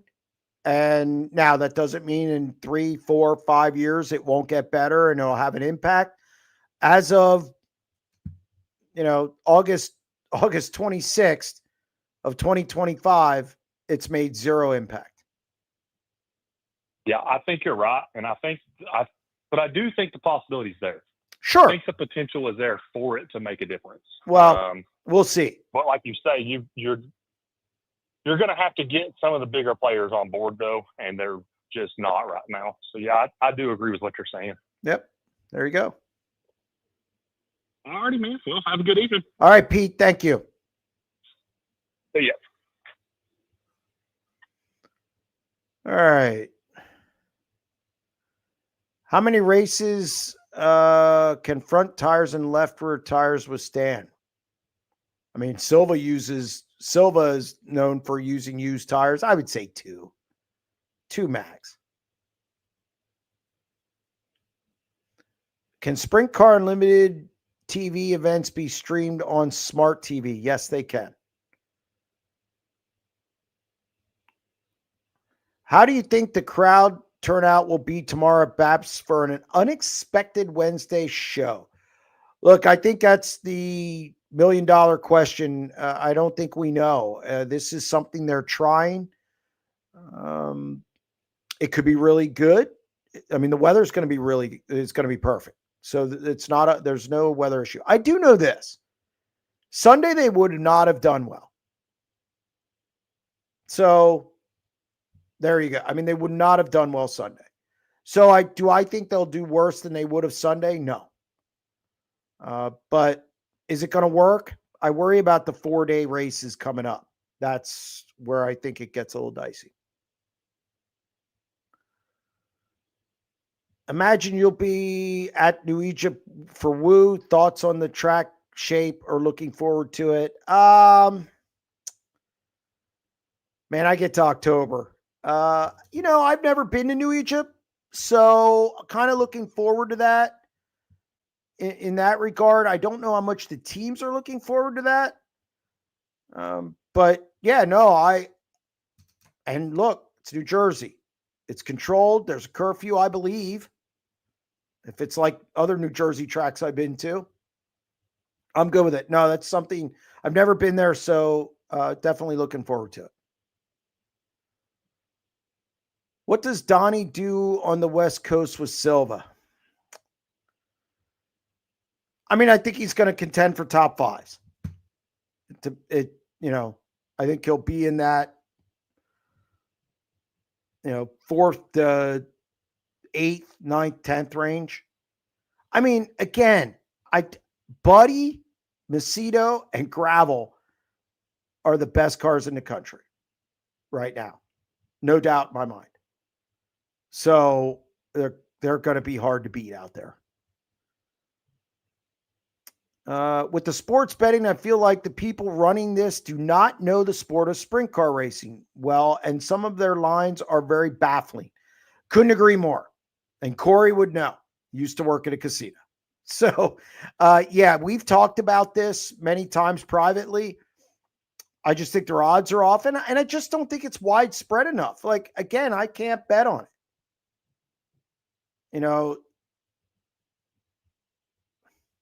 That's it. Have you ever been to Skagit? So beautiful. No, next year could be the year I'm at Skagit. Have you talked about Tyler Thompson in the main car? Yes. And there's something on SprintCarUnlimited.com, a story from Joseph Terrell, who covers the West Coast for us. Yes, I've talked about it. And it was just a case of they just split. I mean, they started to take his engine out of the car, then back and forth. And then Tyler said, well, we're done. So it seemed kind of weird. With Donnie being fired from TSR, will we see sponsors leave? I think it means Tony Stewart in 2026 and follow where Donnie goes. I would imagine some of those sponsorships are tied to Donnie. No, I think Advanced Auto Parts and CarQuest are tied to Tony Stewart. I'd be willing to bet. If it was Sage Fruit, maybe different, but Sage isn't around anymore. So I would say they stay with Tony Stewart Racing.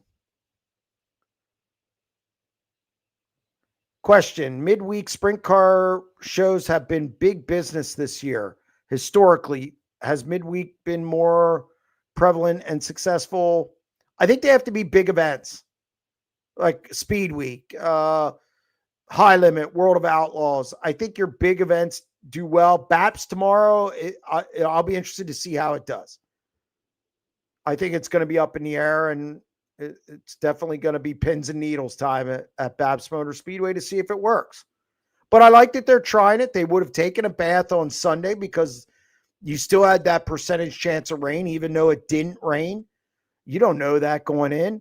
So they're trying it, and we'll see. We'll see. But I think the big shows do well no matter when they are. Who has the best results in the JMR 14 besides Day? As far as moving forward, I mean, Darren, you're getting good drivers. I mean, first off, Trey Starks has seen Port Royal. He's run there. Justin Sanders drives hard. He's not taking a lap off either. So if he has success in that car, wouldn't be surprised. He's also seen Lernerville. And as for Darren Pittman, he's a Hall of Fame driver. Enough said.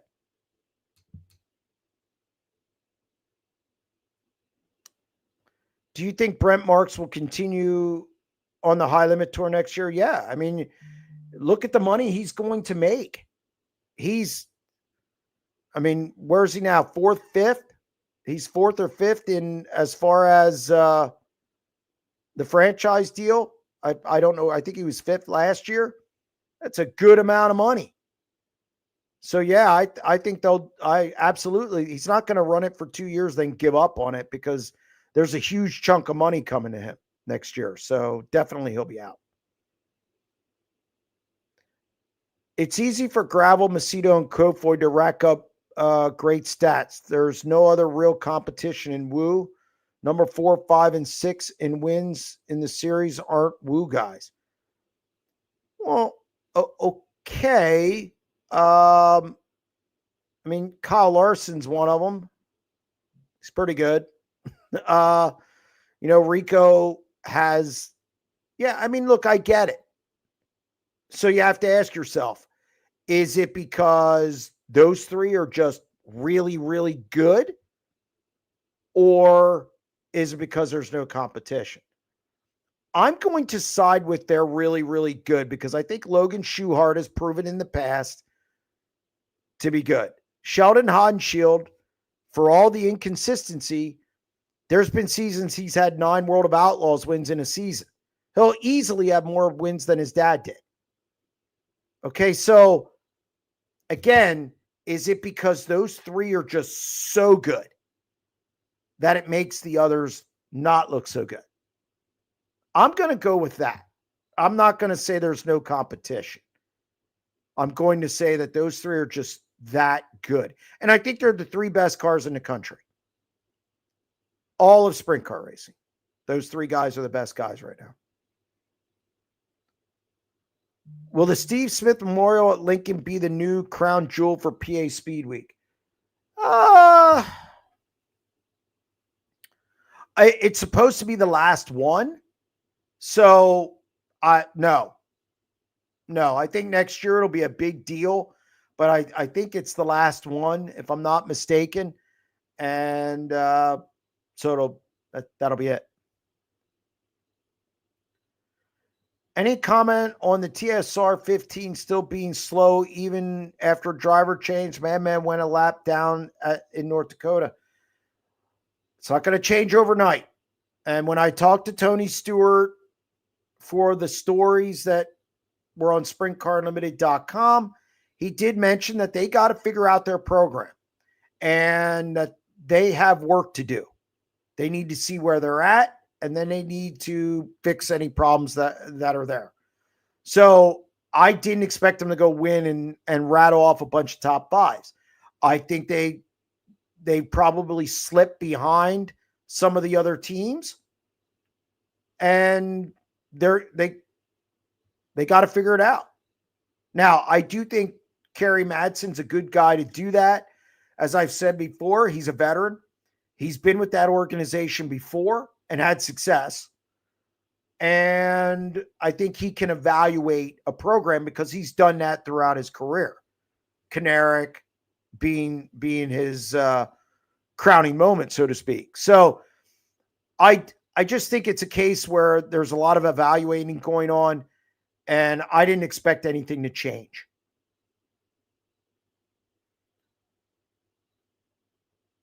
There's been more first-time winners with high limit than Woo. What does that say about competition? Woo is a lot tougher than you think. Okay. So, and I've been asked this a lot. I think on any given night, the top 4 guys in high limit can win with the World of Outlaws. And I think the World of Outlaws guys can win with high limit. We've seen it. Buddy Kofoid won the Eagle Nationals. Brad Sweet and Rico won in Wisconsin. I do think the Outlaws have an advantage with Cole Macedo, Chris Windham, Baylog. I think down through the order, they have a little bit of an advantage. Chase Randall's not been good. Danny Sams has not been good.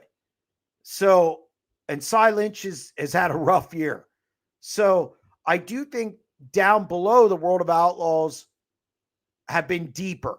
But those top guys, those top 4 or 5 guys, they can win any World of Outlaws event.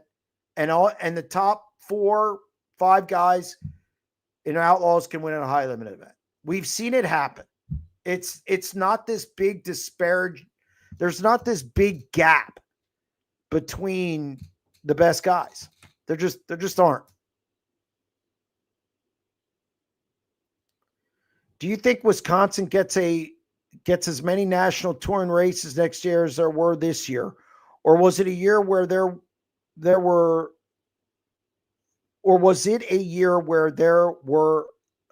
happened to be a lot? I would go back if I'm a national series. I thought the area was great. I enjoyed visiting there. I thought it was really good. Yeah, I think they'll have just as many.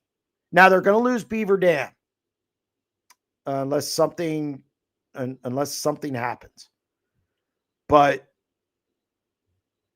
no, I think they'll have just as many National Series events. I think they'll move it someplace else. I think Angel Park will be back on the World of Outlaws schedule because they rained out.